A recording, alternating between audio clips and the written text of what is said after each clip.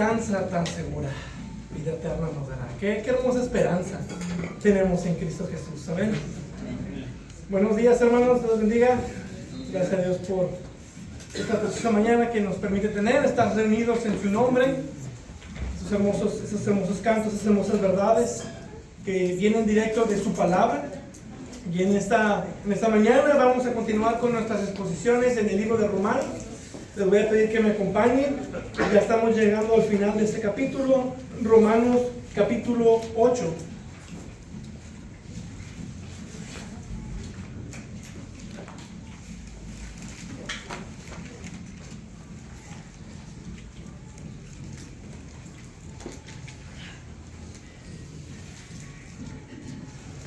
En esta mañana estaremos observando los versículos 29 al 30, pero vamos a leer del 28 al 31. Vamos a agarrar un poco de contexto aquí. Si me acompañan, Romanos 8 a partir del 28.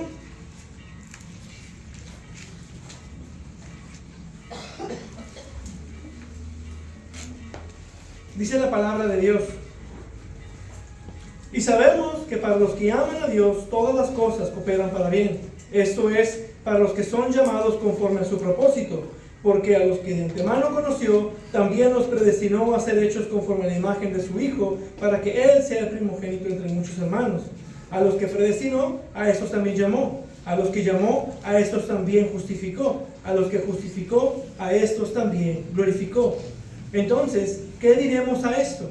Si Dios está por nosotros, ¿quién estará contra nosotros? Vamos a orar. Padre Dios eterno, Dios bendito, te damos gracias y toda gloria por nos permitir estar reunidos en esta mañana. Aquellos que no han podido estar con nosotros, te pedimos que los guardes y les bendigas. Y también pedimos por tu Espíritu Santo, que sea con nuestras mentes y con nuestros corazones y nos ayude a ser humildes al entrar en este texto tan controversial. Yo te pido que nos ilumines en estas doctrinas tan difíciles, que nos permitas abrazarlas y entenderlas por medio de lo que está expresado aquí en tu palabra. Y te pido que abras nuestro entendimiento y seas con nosotros en esta mañana, en el nombre de Jesucristo. Amén. Amén. Bueno, hoy llegamos a un pasaje que es muy hermoso, es muy esperanzador, pero también es muy controversial. Y realmente no es porque el texto sea difícil en sí, pero más bien es por el hecho de que humilla al hombre y lo deja en absoluta dependencia de Dios. Tanto que muchos incluso odian estas doctrinas a pesar de que es Dios quien lo está revelando. Y ha sido tan controversial que ha sido cuestión de debate por casi 1700 años aproximadamente, aunque más fuertemente con el famoso debate entre los arminianos y calvinistas, que lleva unos aproximadamente 420 años. Y el capítulo que sigue le da la razón a los calvinistas y define bien esta doctrina que hasta ese cierto punto es difícil de aceptar por el hombre que es orgulloso. Pero aquí en nuestro texto de hoy es el parteaguas de esta doctrina, de cómo entendemos esta doctrina. Y la doctrina a la que me refiero es la doctrina de la elección incondicional, llamada a veces también la elección divina o predestinación, que dice que Dios ha elegido a unos cuantos para salvación eterna y al mismo tiempo ha determinado su destino eterno. Y eso es de choque para muchos, porque el humano quiere ser parte de ese plan. En su orgullo no puede permitirle a Dios tener toda la gloria.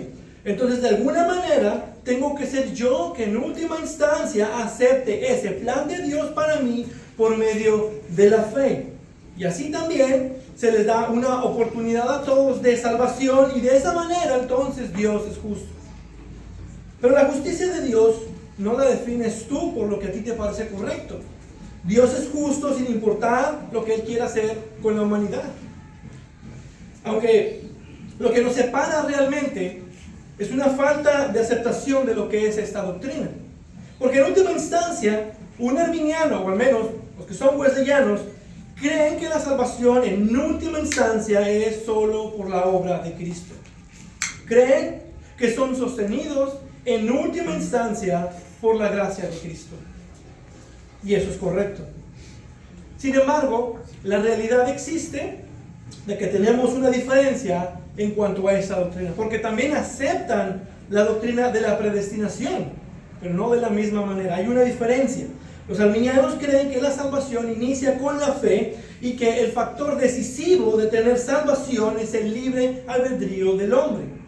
Y se les olvida a veces estudiar un poco la historia, porque las doctrinas de la gracia, aunque fueron sistematizadas por Juan Calvino, han existido desde los tiempos de Jesús y de los mismos apóstoles. Está en la historia. El arminianismo surgió con herejías como las de Pelagio, Erasmo, y después, aunque ya más alejado de eso, como dice John Piper, semi-pelagianismo, ya más alejado de eso, llegaron con Jacobo Arminio. Y fue Juan Wesley quien, puedo decir, mejoró todo ese sistema de creencias. Pero estamos hablando de que estas doctrinas tendrían alrededor de unos 1700 años. Y si contamos que lo bueno viene a partir de Wesley, entonces estas doctrinas no tienen más de 300 años. Y la lógica nos dice que por lo tanto estas doctrinas no vienen de los apóstoles. Y fin de la discusión. Otra cosa que muchos pasan por alto es que la salvación es el plan de Dios y no es el plan del hombre. Si es el plan de Dios, quien es omnisciente y es sapientísimo, Él diseñó cómo iba a ser este proceso. Es una obra de Dios, un proceso que Él ejecuta. Y Dios nos ha revelado en su palabra cómo es ese diseño. Y aunque debemos reconocer que sí hay algunos huecos que nuestra mente finita quisiera llenar, no son de hecho importantes para entender ese gran plan. Lo que vemos en su palabra, del cómo es este proceso, se le conoce comúnmente como el orden de la salvación. Y Dios nos lo ha revelado desde dos perspectivas. Desde cómo Dios lo ve y cómo el hombre lo experimenta.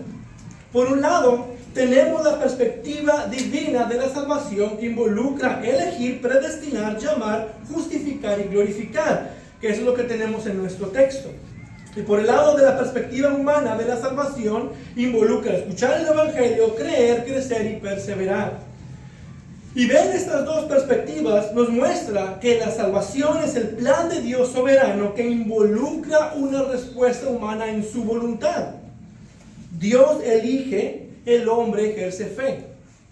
Y esto a su vez nos muestra que la soberanía de Dios y la voluntad humana son dos verdades que son paralelas de una forma que nosotros no podemos explicar. Y entender eso ha sido el rompecabezas de muchos a través de la historia. Pablo les está explicando claramente la verdad de la salvación a los romanos desde una perspectiva divina. Inspirado por el Espíritu Santo, quien obra en los corazones y quien conoce los corazones y habita en ellos, Él le está diciendo a Pablo esto. Y Él, el Espíritu Santo, usa este término, predestinó. Para entender bien ese texto, debemos unirlo con su contexto para continuar con lo que sigue y así exponer esta doctrina bíblica de la predestinación. Recordemos que el propósito de Pablo en todo el capítulo 8 de Romanos, es la garantía de salvación del creyente, la certeza de nuestra salvación y el estado final en gloria, tal como lo cantábamos hace un momento. Y esto lo ha ido expandiendo desde el capítulo 5, cuando explicó acerca de la justificación solo por la fe. Y cómo es que al ser justificados por la fe, ahora no hay condenación para los que están en Cristo Jesús. Y esto se evidencia por un caminar en santificación por medio de tener al Espíritu Santo habitando en nosotros, quien nos da testimonio de ser hijos de Dios. Y si somos hijos, somos también herederos, herederos de Dios y coherederos con Cristo, si en verdad padecemos con Él, a fin de que también seamos glorificados con Él. Versículo 17. Y luego habla de los sufrimientos de esta vida al llegar al versículo 28. Y sabemos que para los que aman a Dios, todas las cosas cooperan para bien. Esto es, para los que son llamados conforme a su propósito. Y eso fue lo que observamos la ocasión anterior. Y en nuestro texto de hoy dice ¿por qué? La palabra ¿por qué? Nos está diciendo que nos dará la razón de lo que acaba de decir en el versículo 28. Esto antecede la idea que acaba de decir, que todo en esta vida, aún los sufrimientos, obra para nuestro bien final, es decir, para nuestra glorificación. Y dice, para los que son llamados conforme a su propósito. Llamados, la pregunta es, ¿llamados conforme a qué propósito? ¿Cuál es el propósito aquí? Y Pablo va a explicar el propósito de Dios en nosotros por medio de también explicar cómo es que somos llamados y cómo es que estos que son llamados, todo obra para su glorificación. Y aquí es donde comienza a explicar la conexión inquebrantable que hay en el proceso de salvación desde la perspectiva divina. Dios es quien está diciendo esto, y aunque no lo podamos entender completamente, es la verdad. Esto aquí es conocido como la cadena de oro de la salvación, la cual es la razón de por qué Pablo puede decir que aquellos que son llamados conforme a su propósito de Dios, es Dios quien obra todas las cosas por sí mismo, también nos va a glorificar por medio de todas las cosas que nos pasan en esta vida. Y se le conoce así como la cadena de oro de la salvación, porque Pablo menciona 5 importantes aspectos o eslabones de la salvación bajo una unión inquebrantable. Estas partes de la obra de salvación están íntimamente unidas. Y después de una larga introducción, ahora vamos a entrar al primer punto. ¿Cómo comienza esta cadena de oro de la salvación? Versículo 29 nos dice, porque a los que de antemano conoció. Ahora aquí, como mencioné, es el parteaguas que divide a los arminianos y a los calvinistas.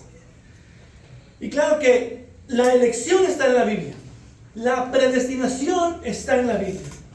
Nadie en un sentido común, bajo una creencia bíblica, puede negar que esa doctrina está en la Biblia. Sin embargo, hay quienes la disfrazan de algo más mientras por detrás se oponen a ella.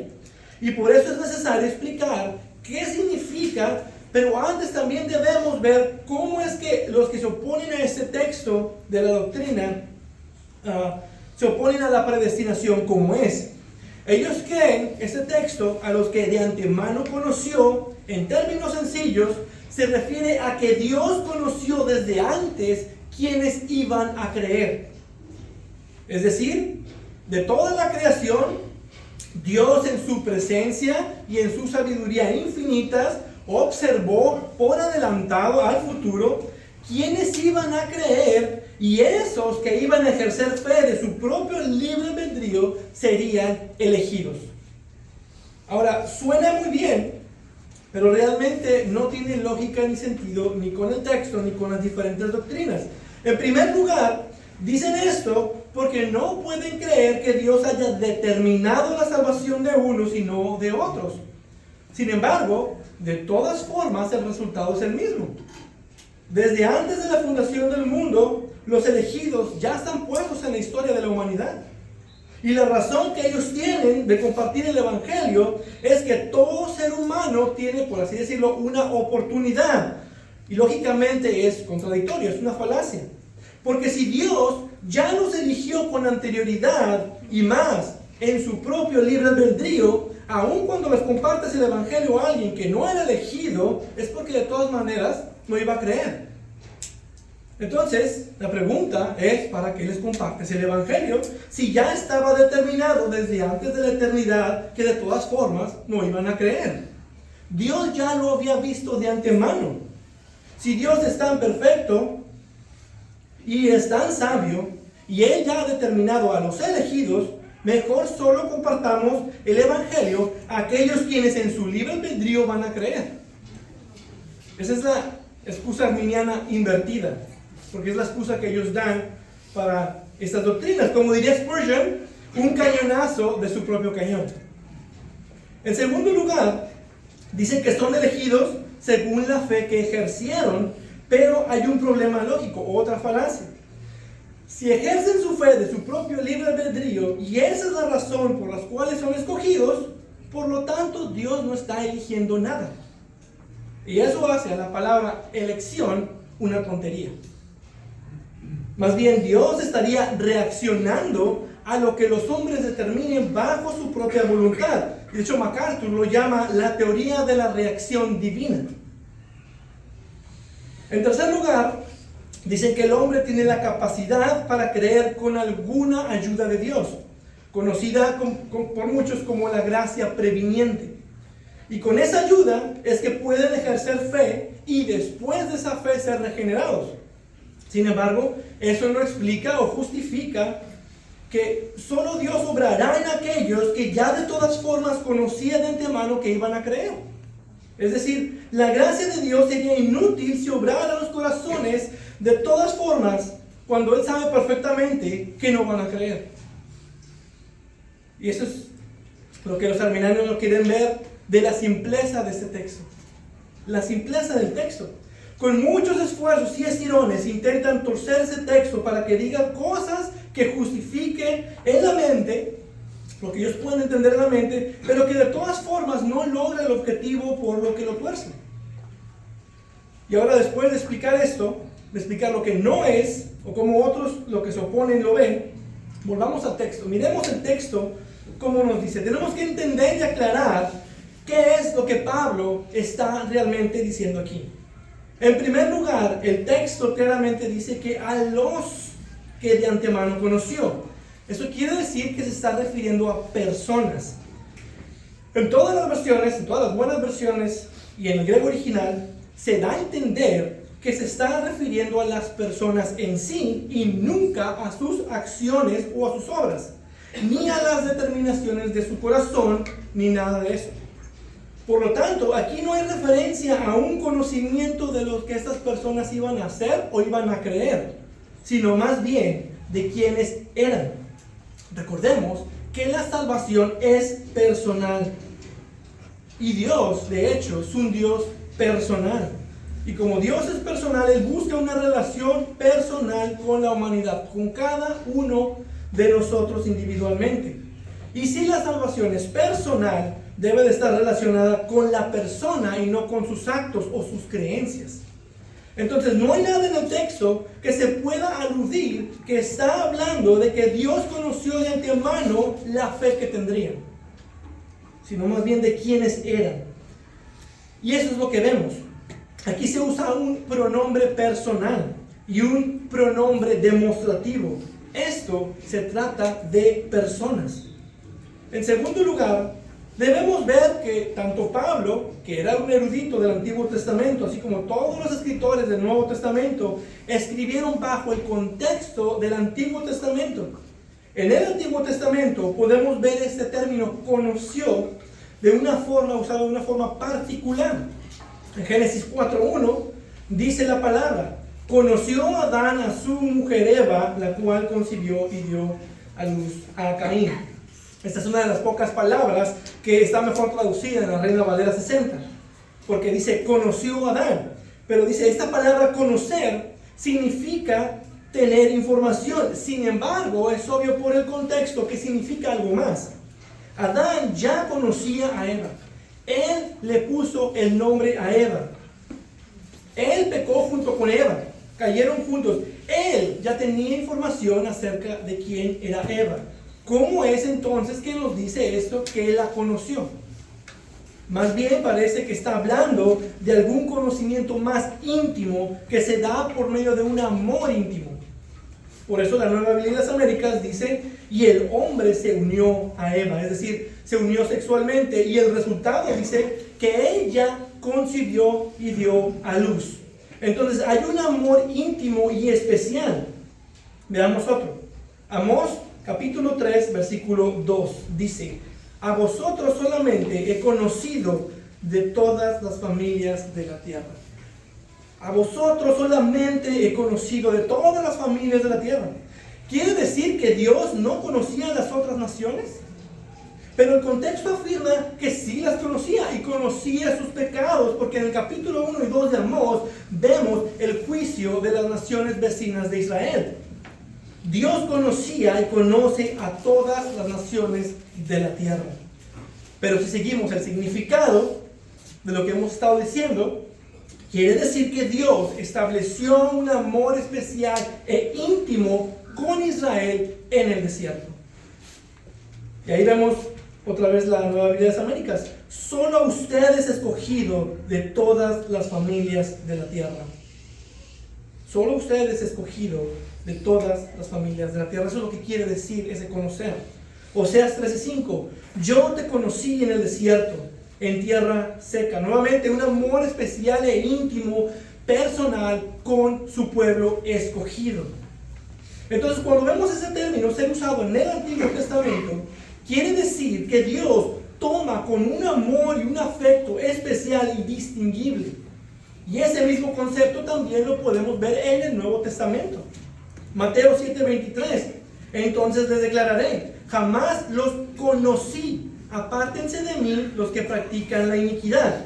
Si los conocía, es decir, en cuanto a tener información, ¿por qué reconoce entonces que estaban practicando iniquidad?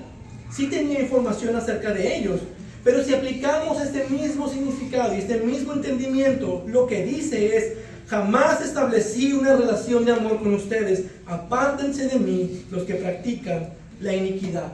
Y podemos hacer eso con muchos pasajes, Gálatas 4:9. Pero ahora que conocen a Dios, o más bien que son conocidos por Dios, mismo significado, relación íntima de amor. Juan 17:25. Oh Padre justo, aunque el mundo no te ha conocido, yo te he conocido. Relación íntima entre el Padre y el Hijo. 1 Corintios 8:3. Pero si alguien ama a Dios, hablando del amor, ese es conocido por Él. Así que podemos observar que toda la Escritura tiene este mismo significado y este mismo sentir de que estos que de antemano conoció son personas a quienes particularmente puso un amor incondicional, distinguible, íntimo, personal y especial. Y en tercer lugar nos dice el texto que esto fue de antemano, desde antes. Y concuerda que esto no tiene que ver con eventos futuros, sino con una decisión pasada. Este conocimiento entonces tiene que ver con una elección pasada. Efesios 1:4. Porque Dios nos escogió o nos conoció, también puede ser, en Cristo desde antes de la fundación del mundo. Mateo 25:34.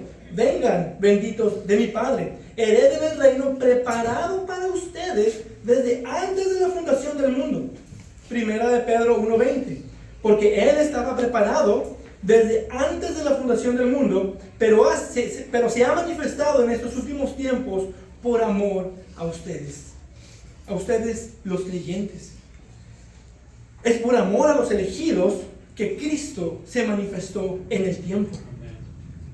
Entonces, este texto quiere decir que Dios puso su amor especial y distinguible sobre ellos, los elegidos, desde antes de la fundación del mundo. Y estos, a que Dios estableció su amor especial desde antes de la creación, a estos solamente predestinó.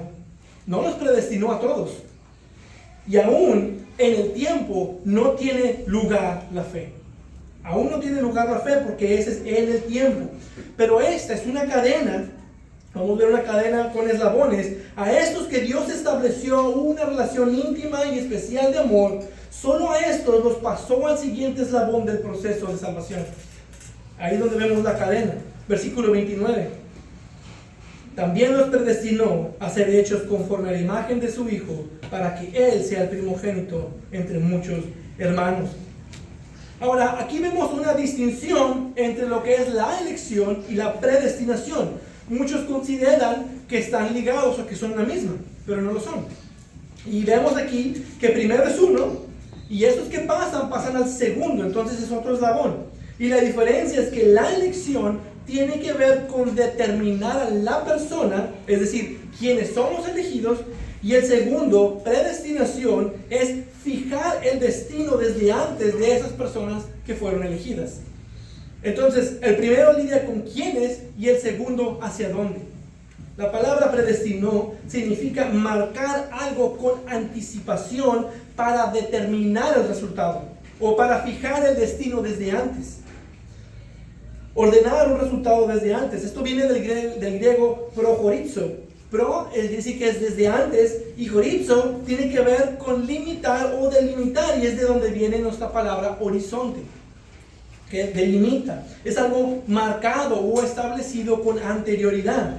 Y es la misma palabra usada que tenemos en Hechos 4:28 para referirse a la muerte de Cristo. Porque en verdad en esta ciudad se unieron tanto Herodes como Poncio Pilato, junto con los gentiles y los pueblos de Israel, contra tu santo siervo Jesús, a quien tú ungiste para hacer cuanto tu mano y tu propósito habían predestinado que sucediera. Misma palabra. Habiendo puesto su amor especial y particular para un grupo de personas escogidas, ahora fija su destino eterno. Y Él hará que todo trabaje para ese destino, para que ese destino sea hecho una realidad en esos a quien Él ha puesto su amor. ¿Y cuál es ese destino? ¿Cuál es ese propósito supremo por el cual Dios hace todo esto? Dice que los predestinó a ser hechos conforme a la imagen de su Hijo. Dios creó al mundo y creó a la humanidad. Adán y Eva. Dios creó al hombre a imagen suya, a imagen de Dios los creó, varón y hembra los creó. El hombre fue creado para reflejar la gloria de Dios, para gobernar el universo en representación de Dios y tener una comunión de amor íntima con Dios. Pero en todo esto, Adán falló. Desobedeció a Dios y cayó en pecado. Y como nuestro representante federal, al caer Adán, toda la humanidad cayó con él. Todos sus descendientes caímos con él. Y aunque aún nacemos bajo la imagen de Dios, esa imagen está quebrada, está hecho pedazos al punto de que es irreconocible. Entonces Cristo vino al mundo en el cumplimiento del tiempo como el segundo Adán, para cumplir en todo lo que Adán falló. Y como representante federal de su pueblo escogido, donde Cristo venció, nosotros también vencimos con Él. Donde Cristo cumplió en perfecta obediencia a Dios, nosotros cumplimos en Él. Y Cristo es la imagen perfecta de Dios. Cristo es la imagen del Dios invisible, el primogénito de toda creación. Y Dios ha predestinado, ha fijado el destino de esa misma imagen del Hijo sea también renovada en nosotros. Dios ha fijado con anterioridad de que nosotros tomemos parte en esa imagen gloriosa del Hijo. Dios ya lo determinó así. Ya lo predestinó así. Cristiano, tu destino será ser hecho a la imagen de Dios para poder habitar con Él por toda la eternidad. Y ese proceso comienza con la regeneración en el tiempo por medio de la predicación de la palabra. Comienza una obra de santificación en el creyente que continuará por medio del Espíritu Santo que ahora mora en el creyente. Y progresivamente será cada vez más conformado a la imagen de Cristo mientras estemos en este mundo. Y será una realidad que seremos hechos a la imagen de Jesucristo. Pero que eso será completado en aquel día en el cual estaremos en su presencia. Ya sea que nosotros vayamos por medio de la muerte o que Cristo regrese, pero seremos conformados a la imagen de Cristo. Y esto puedes tener la certeza de que sucederá. Una completa certeza, porque Dios es soberano, Dios es omnipotente, Dios es omnisciente, Dios es omnipresente y omniperfecto. Ya me acabo de inventar una omniperfecto. Porque Dios es perfecto en todo. Él es todo perfecto. Perfecto en quien es, perfecto en lo que Él hace, perfecto en lo que Él dice. Y si Él lo predestinó, así sucederá. Y eso nos da esperanza. Porque si Dios lo predestinó, entonces toda nuestra vida, todo obra para ese propósito supremo de ser conformados a la imagen de Jesucristo. Porque si Dios lo predestinó, ¿quién estará contra nosotros? ¿Quién puede detenerlo? Si el Señor de los ejércitos lo ha determinado, ¿quién puede frustrarlo? Y en cuanto a su mano extendida, ¿quién puede volverla atrás? Isaías 14:27. Pero no solo predestinó que fuéramos conformados a la imagen de su Hijo por el amor que nos tuvo al escogernos en Cristo. También predestinó los medios para ese destino. Y en su tiempo, Él nos llamó. Versículo 30. A los que predestinó, a esos también llamó. Ahora, los otros dos eslabones que acabamos de ver en esa cadena sucedieron en la eternidad pasada, en el consejo de Dios. Pero aquí ya entramos en el tiempo de la experiencia humana. Aquí entramos en el tiempo y el espacio. Sin embargo, esto debemos seguir viéndolo desde una perspectiva divina. Este llamado, pues, muchos lo pueden ver como llamado general. Si observan, todos estos eventos suceden por la mano de Dios. Él nos escogió, Él nos predestinó, Él nos llamó, Él nos justificó, Él nos glorificó. Entonces, este llamado es hecho por Dios, tanto externamente por medio de la predicación de su evangelio, como internamente por la obra regeneradora del Espíritu Santo. Dios nos llamó en el cumplimiento de nuestro tiempo que Él estableció al predestinarnos por habernos amado en Cristo. Porque no solamente Él escogió el tiempo en que nosotros íbamos a recibir el evangelio, también escogió cuándo íbamos a nacer y dónde. Él estableció los límites de nuestra habitación. Ahora bien, cuando la Biblia habla de los creyentes, los menciona como los llamados. No se refiere al llamado general hecho por medio del evangelio, el llamado a las naciones por medio del evangelio. En ese sentido externo, todo el mundo que escucha el evangelio entonces es llamado. Pero la Biblia afirma que aquellos que han creído en el evangelio, aquellos que tienen fe en el evangelio, los verdaderos creyentes, son referidos como los llamados de una forma muy especial. Y esto es a lo que se le conoce como el llamado eficaz, conocido también como gracia irresistible o gracia eficaz. Este es un llamado eficaz por la gracia de Dios que asegura la respuesta de a quien se le llama. Y esto es por medio de la obra regeneradora, por la obra del Espíritu Santo en nuestro corazón. Pablo le dice a los romanos, entre los cuales están también ustedes, refiriéndose como cristianos, y dice, llamados de Jesucristo. En el versículo anterior, aquí en Romanos 8, y sabemos que para los que aman a Dios, todas las cosas cooperan para bien. Esto es, para los que son llamados. Primera de Corintios 1:2, a los que han sido santificados en Cristo Jesús, llamados a ser santos. Primera de Corintios 1:9, fiel es Dios por medio de quien fueron llamados a la comunión con su Hijo Jesucristo, nuestro Señor. Efesios 4:4, hay un solo cuerpo y un solo espíritu, así como también ustedes fueron llamados en una misma esperanza de su vocación. Entonces, los creyentes son los llamados de Dios en un sentido muy especial y particular. Son los mismos que Él amó desde la eternidad pasada y son los mismos que Él predestinó.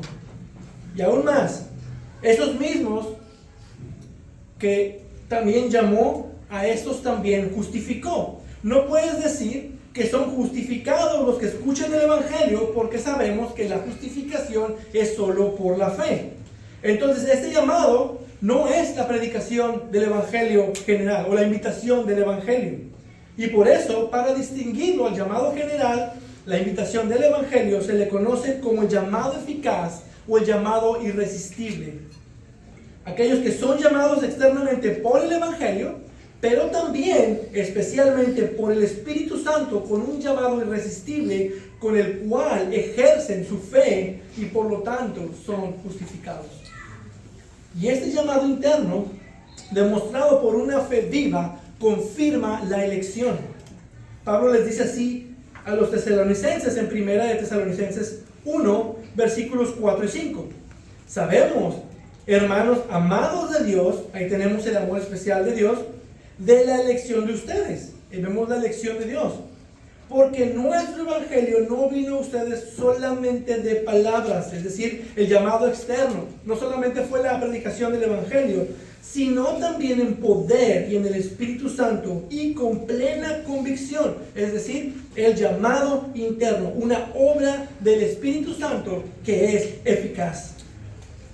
Ahora, ¿cómo Pablo pudo saber de su elección si es algo que solo Dios conoce? ¿Acaso Pablo subió al cielo a leer el libro donde están escritos los nombres de los elegidos desde antes de la fundación del mundo y supo entonces quiénes eran? No. Fue por algo que ocurrió en el tiempo y espacio de este lado de la eternidad, particularmente en la vida de estas personas.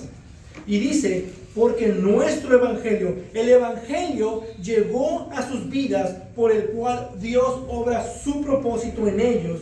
Y eso es algo que se evidencia por la fe. Entonces, del evangelio, tú no puedes saber, antes del evangelio, tú no puedes saber quién es elegido, pero después del evangelio puedes darte una idea de quién es elegido.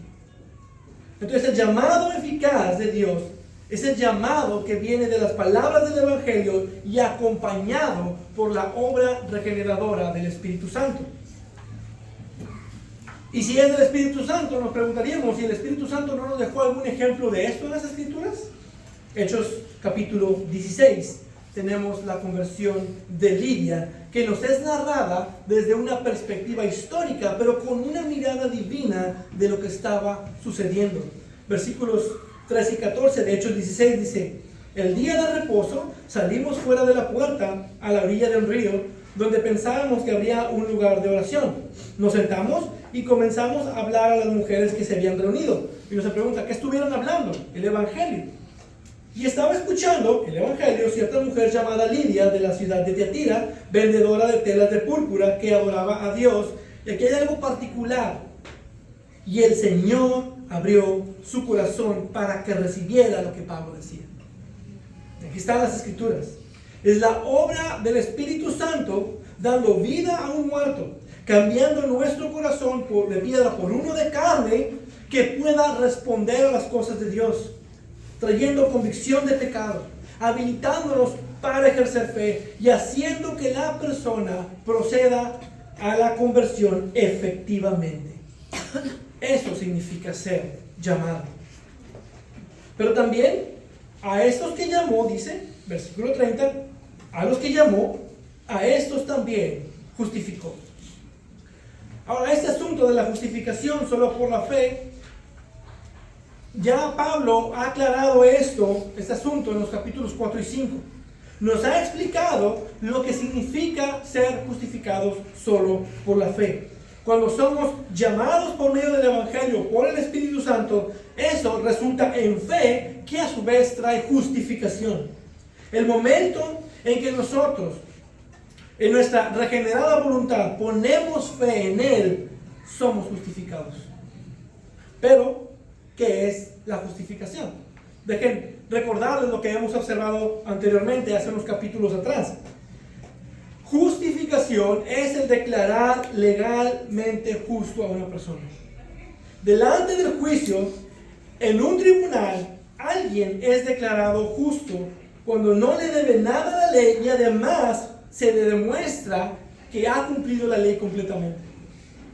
No de hacerlo justo, no tiene que ver con una transformación, pero declarar lo que ya es. Un juez no puede hacer inocente a un hombre cuando no lo es, pero puede declararlo inocente cuando realmente lo es. Es un cambio de estado legal basado solo en la muerte expiatoria y vida de justicia de Cristo que Dios mismo declara desde su trono. Es una declaración que involucra un doble efecto. Por un lado, No hay pecados ya por los cuales pagar, porque Cristo pagó por ellos en la cruz. Y además, tienen una justicia implacable que demuestra y confirma que este hombre es un hombre que respeta la ley, porque Cristo nos ha vestido con su perfecta obediencia a la ley, con su perfecta justicia. Y esto es una declaración de Dios que no miente, ni se arrepiente, y por lo tanto esa declaración durará por toda la eternidad. Y todo esto es por medio del sacrificio sustitutorio de Cristo en la cruz, por medio de una imputación. Nuestro pecado es imputado a Cristo, por el cual murió en la cruz, y su justicia que consiguió en vida es imputada a nosotros. Es el gran intercambio. Él tomó todos nuestros pecados, mientras al mismo tiempo nos ofrece vestirnos con su justicia. Y eso solo es posible por la obra de Cristo en la cruz, en la cual Él pagó por el precio completo de todos sus elegidos. Y cuando Dios nos une a Cristo por la fe, por esa representación federal, morimos con Él y también resucitamos con Él. Y esa unión por fe es por medio del llamamiento eficaz. Y ahora, estando en una nueva posición legal, Dios ya no nos mira como nos miraba antes, sino que ahora nos mira en Cristo. Justificados por la fe en Cristo Jesús. Y es por esto, por lo que Pablo puede decir en el versículo 1. Por lo tanto, ahora no hay condenación para los que están en Cristo Jesús. Ya no hay condenación. Ya Cristo lo pagó todo. Y la razón principal de esa justificación es por el amor que Dios estableció con sus elegidos desde antes de la fundación del mundo. Y como esta declaración de justificación es eterna, aquellos que justificó, dice, también glorificó. Versículo 30. A los que justificó, a estos también glorificó. La glorificación es algo que Pablo también ya ha mencionado anteriormente, como el objetivo final de todo el proceso de salvación. Hablando de la adopción, nos dice, y si somos hijos, somos también herederos, herederos de Dios y coherederos con Cristo, si en verdad padecemos con Él, aquí vemos, a fin de que también seamos glorificados con Él. De hecho, es lo que toda la creación gime y espera. Dice, por la libertad de la gloria de los hijos de Dios. Esto es, la glorificación.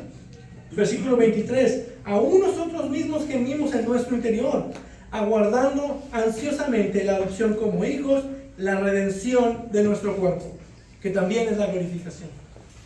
Entonces, la glorificación del creyente es la redención de nuestro cuerpo en una libertad final del pecado, por medio de tener cuerpos físicos en toda plenitud y en toda semejanza a Cristo, reflejando la imagen de la gloria de Jesucristo. Eso es tener cuerpos glorificados. Eso es nuestra glorificación, que es certera. Y es a donde toda la historia de la humanidad se dirige, a la glorificación de los escogidos de Dios, con almas perfectas conformadas a la imagen de Cristo y con cuerpos perfectos, ya no atados al pecado, porque es removido por medio de la muerte. Y siendo entonces ya perfectos, podremos estar con nuestro Dios, quien es perfecto. Ahora, ¿notaron algo interesante de este pasaje en estos versículos? Observen los verbos. Todos los verbos aquí están en pasado. Tiene sentido con conoció y predestinó, porque eso sucedió en la eternidad pasada. Eso es pasado.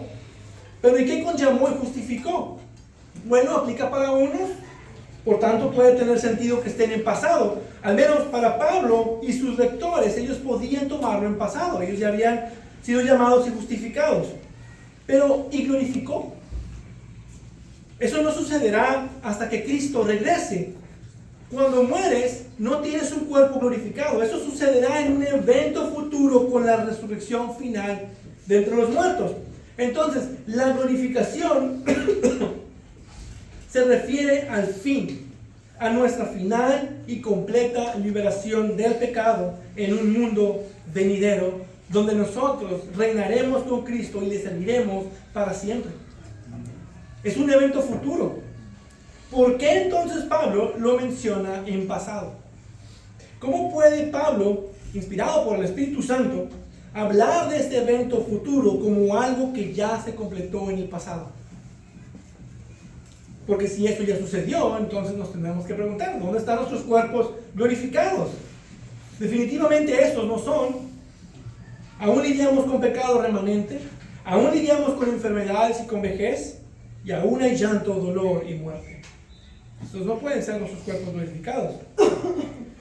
Pero Dios nos presenta este evento como algo pasado por la certeza de algo que ya en su mente es una realidad.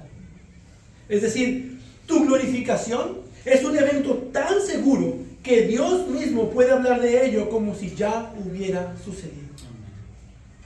Hermano, nuestra glorificación y la de todo creyente es un hecho absolutamente certero. ¡Qué gran esperanza!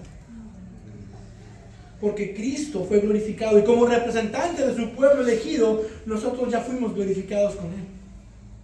Entonces este evento de nuestra glorificación no es algo que pueda suceder. Nuestra glorificación es algo que debe de suceder. Porque en Cristo ya fuimos glorificados en Él. Y esa glorificación final, asegurada en Cristo, se debe principalmente al amor que Dios nos tuvo al elegirnos en Cristo Jesús. Y al mismo tiempo, es por este perfecto y eterno amor que Dios, de Dios, que Él estableció con algunos, que cada uno de estos eslabones en la cadena será verdad hasta el último de ellos. Esta es una cadena inquebrantable e incorruptible porque está unida por el amor de Dios que no falla. Entonces, cuando tienes lo primero, forzosamente tendrás los demás. Si tú fuiste escogido en amor por Dios, también fuiste predestinado y también fuiste llamado y justificado y también serás glorificado. Es una cadena perfecta. Si tú fuiste amado por Dios, si Dios estableció una relación de amor contigo desde la eternidad pasada, puedes estar seguro de que también serás glorificado. Y la pregunta que puedes hacerte es, ¿cómo sé si Dios me amó? ¿Cómo sé si realmente soy elegido o no? Por la obra de salvación que Él está obrando en ti. Si tú has creído en Jesucristo, si has experimentado su amor, su Espíritu Santo está en ti, si tú estás creciendo en santidad, produciendo frutos del Espíritu, si el Espíritu Santo que habita en ti confirma a tu espíritu que eres hijo de Dios, tú eres un elegido de Dios y puedes tener la certeza de tu gloria futura. ¿Por qué razón? ¿Por qué razón podemos tener esa certeza? ¿Por tu fe que tambalea? ¿Que es tan inconstante? ¿Por tus esfuerzos que son inútiles por causa de nuestro pecado? No, por nada de eso, sino por el puro afecto del amor que Dios decidió establecer para contigo. Amén. Es porque Dios te amó que tendrás vida eterna. La gloria le pertenece solo a Jesús. Amén. Para terminar, si tú eres un creyente en Cristo, la razón primaria de eso es que Dios, antes de crear el mundo, antes del tiempo, en la eternidad pasada, puso su amor íntimo, distinguible y especial personalmente sobre ti. Nosotros amamos a Dios porque Él nos amó primero. Primera de Juan 4:19. Si tú eres salvo, es porque Dios te vio, no lo que ibas a hacer, no lo que ibas a creer, te vio a ti y te amó. Te escogió. Y al haber estudiado este pasaje, puedes estar seguro de que todas estas cosas, todas las cosas en esta vida, incluso las malas, las feas, las buenas, están obrando para tu último bien, que es tu glorificación. A pesar de todo lo que nos quiere separar de Dios, como veremos Dios mediante la siguiente ocasión, todos los que nos quieren separar más adelante, espada, tribulación, todos nuestros enemigos que nos quieren separar de Dios, A pesar de todos esos múltiples enemigos que tenemos, nada nos puede separar del amor divino establecido por el puro afecto de su voluntad. Es solo por gracia. Absolutamente nada nos podrá separar del amor. Nada puede vencer el amor de Dios establecido hacia nosotros. Nada puede frustrar sus propósitos tampoco.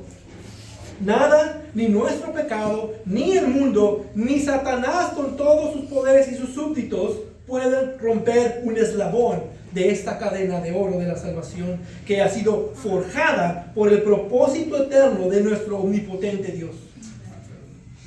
Dios te llevará seguro a tu glorificación. Y la razón de eso es porque Dios te escogió desde antes de poner incluso la historia de la redención en marcha. Y así también tienes razón para decir, como veremos la próxima semana, si Dios está por nosotros, ¿quién estará contra nosotros? Querido cristiano, Dios ha puesto un amor especial sobre ti desde la eternidad pasada. Y ese amor encuentra su fuente en la gracia soberana e incondicional de Dios. Apocalipsis 13:8. Adorarán a la bestia todos los que moran en la tierra, cuyos nombres no han sido escritos desde la fundación del mundo en el libro de la vida del Cordero que fue inmolado. Incluso tu nombre ya está escrito en el libro de la vida desde antes de la fundación del mundo. Qué gran esperanza y qué humildad nos debe de generar esto. Que Dios escribió tu nombre antes de crearte para mostrarte que tu salvación es más que segura.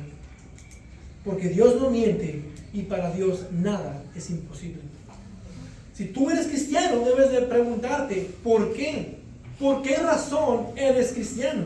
En última instancia, ¿por qué eres cristiano? ¿Porque tomaste mejor decisión que otro? ¿Porque fuiste más sabio? ¿O a lo mejor porque crees que tuviste más fe que otros? Más bien, como dice Pablo, soy lo que soy por gracia de Dios. Y su gracia no ha sido en vano para conmigo. Si lo piensas con sinceridad y humildad, no puede haber nada en ti que buscar a Dios sin que algo pasara en ti primero. No tenías ni la capacidad, ni los deseos, ni la habilidad para buscar a Dios, a menos que Él te haya buscado a ti primero. Y Él te buscó porque Él te amó. Él es el autor de la fe. La gloria de nuestra salvación, de principio a fin, le pertenece solo a Dios. Y gloria a Dios por siempre y para siempre. Amén. Amén. Pero si no eres cristiano, ¿qué te detiene de ir a Dios en esta mañana? Puedes excusarte y decir, bueno, pues Dios no me escogió y tampoco me predestinó. Pero tú no sabes eso. Nadie lo sabe. Eso ocurrió en la eternidad pasada. Nadie puede saberlo. No culpes a Dios. Cúlpate a ti. Si tú vas al infierno es porque tú quisiste. Pero solo si Dios quiere puedes ser salvo. Y lo único que puedes hacer es arrojarte a los brazos del Todopoderoso Salvador y decirle, Señor, creo en ti, sálvame. Sálvame. Y el hecho de decir eso, de realmente creer que Cristo puede salvarte y perdonarte, es evidencia de que Dios está trabajando en ti. A lo mejor puedes poner excusa, como muchos ponen, es que mis pecados son muy grandes, Dios no los puede perdonar, que son muy feos, son tan grandes mis pecados que mejor no quiero acercarme.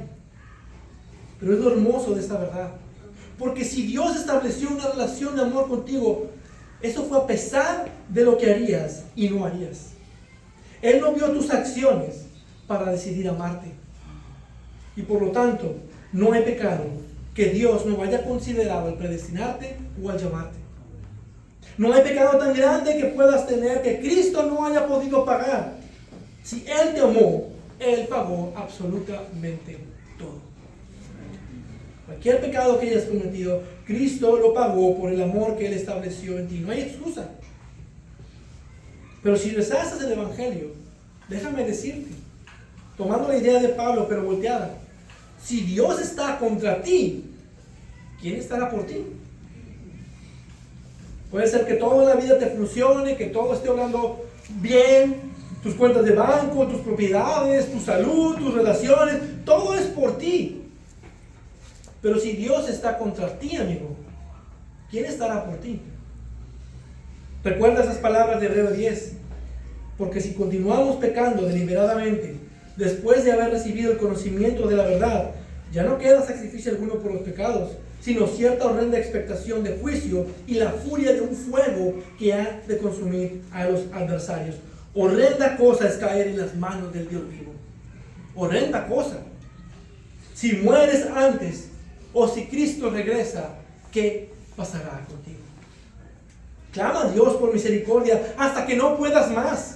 Grita, sálvame, ten misericordia de mí, ten piedad de mí, porque la misericordia de Dios está abierta. Porque en el Evangelio de Dios está sinceramente llamándote a la fe y al arrepentimiento en Cristo Jesús. Solo Jesús es el Salvador de todos los hombres. En ningún otro hay salvación, porque no hay otro nombre bajo el cielo dado a los hombres en el cual podemos ser salvos. Abandone el impío su camino y el hombre malvado sus pensamientos y vuélvase al Señor, que tendrá de él compasión, al Dios nuestro, que será amplio en perdonar. Isaías 55:7. Vivo yo, declara el Señor, que no me complazco en la muerte del impío, sino en que el impío se aparte de su camino y viva. Vuélvanse de sus malos caminos. ¿Por qué han de morir, oh casa de Israel? Ezequiel 33:11. Vuélvete a Cristo. Vuelve a Cristo, porque en Él hay vida eterna. Y esa es la evidencia que demuestra si hemos sido amados por Dios por medio de correr a Jesucristo por misericordia. Si tú vienes a Cristo en respuesta a este mensaje, tú también puedes tener vida eterna. Y tu glorificación también está asegurada por Cristo. Amén. Padre y Dios eterno, gracias por tu palabra, este mensaje que nos trae tanta esperanza, sobre todo en medio de la persecución, en medio de la espada. Este es un mensaje que anima, es un mensaje que nos trae tanta esperanza y tanto gozo de que tú nos has amado con un amor especial, que tú nos miraste no en nosotros o lo que pudiéramos hacer. Hay demasiado pecado, hay demasiado mal en nosotros. Tú no podías habernos mirado para bien, pero tú nos has mirado en un amor en Cristo. Y cómo no darte gracias y alabarte y darte gloria y honra. Y yo sé que esas doctrinas son difíciles de entender. Yo sé que estamos en el territorio de la perspectiva divina, pero tú nos has dejado esto en tu palabra. Esa es la verdad que tú nos has dejado y has expuesto en tu palabra, que tú nos amaste desde antes de la fundación del mundo, nos has predestinado, en el tiempo nos llamaste, nos justificaste, y así es seguro también seremos glorificados en Cristo. Gracias te damos por esta palabra. Yo te pido que obres en cada mente, en cada corazón. Si hay alguien que está batallando con estas doctrinas, yo te pido que tu Espíritu Santo los ilumine para que puedan ver lo precioso de estas doctrinas, y que tú sigas obrando en tu pueblo y lo sigas haciendo crecer a la imagen de Jesucristo. Obra en nosotros, lo pedimos en el nombre de Jesucristo. Amén. Amén.